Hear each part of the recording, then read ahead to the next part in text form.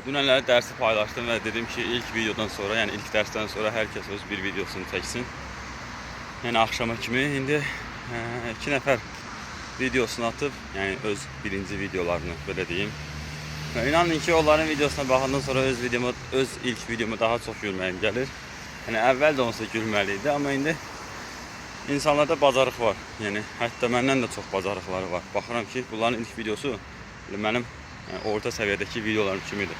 İnsanlar hardasa biraz sərbəstlik hiss olunur. Düzdür, biraz var. Yəni hər kəs kamera qarşısında biraz çəkilir, biraz sıxılır.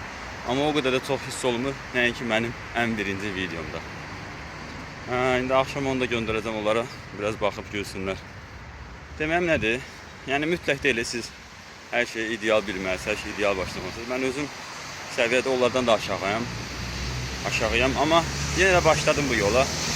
Nə qədər çətin, nə qədər qəliz olsa belə, sonrasında rahat olur. Və peşman olmuşsa ki, kaş 2 il buna qabaq başlayardım sözünü demirsən.